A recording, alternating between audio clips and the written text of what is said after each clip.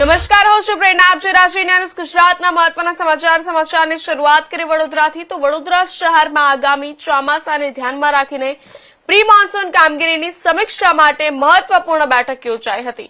Mayor Gitaben મકવાણાના અધ્યક્ષસ્થાને યોજાયેલી આ બેઠકમાં શહેરની સફાઈ, ડ્રેનેજ વ્યવસ્થા, વોટર લોગિંગ પોઈન્ટ્સ અને વિશ્વામિત્રી નદી પ્રોજેક્ટ સહિતના મુદ્દાઓ પર વિસ્તૃત ચર્ચા કરવામાં આવી. વડોદરા મહાનગરપાલિકા દ્વારા ચોમાસા પૂર્વે શહેરની તૈયારીઓની સમીક્ષા માટે વિશેષ બેઠક યોજવામાં આવી હતી. મેયર ગીતાબેન મકવાણાના અધ્યક્ષસ્થાને યોજાયેલી આ બેઠકમાં પાલિકાના ઉચ્ચ અધિકારીઓ, વિવિધ વિભાગોના ઇજનેરો અને સંબંધિત અધિકારીઓ ઉપસ્થિત રહ્યા હતા. બેઠક દરમિયાન શહેરમાં વરસાદી પાણીના નિકાલ માટે ચાલી રહેલી ડ્રેનેજ સફાઈ કામગીરીની સમીક્ષા કરવામાં આવી હતી. ઉપરાંત શહેરના વિવિધ વોટર લોગિંગ પોઈન્ટ્સની સ્થિતિ અંગે ચર્ચા કરવામાં આવી હતી. ભારે વરસાદ દરમિયાન પાણી ભરાવાની સમસ્યા ઉભી થાય તેવા વિસ્તારોમાં ક્વિક એક્શન ટીમ તૈનાત રાખવાનો નિર્ણય લેવામાં આવ્યો છે. મોન્સૂનની કામગીરીનું પણ રિવ્યુ લીધું છે. કયા પ્રકારની ચર્ચા થઈ અને કયા પ્રકારના દિશા નિર્દેશ આપ્યા છે, શું કહેશો?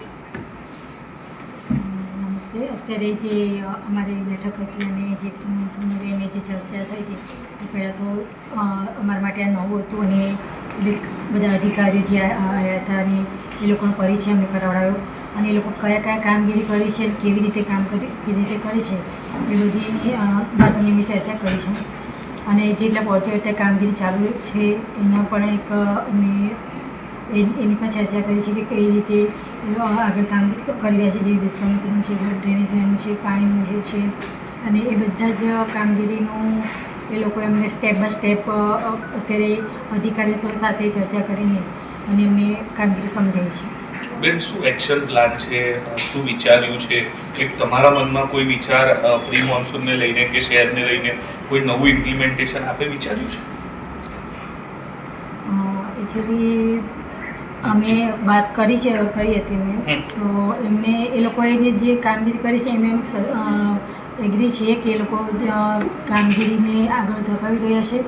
તો એમનું પણ કહેવું છે કે વરસાદ જે લાસ્ટ ટાઈમે જે વરસાદના લઈને જે વિસ્તારમાં સમસ્યા થઈ હતી તો આ વખતે નહીં થાય અને જે પ્લાનિંગથી લોકો કામ ચાલુ રહ્યું છે.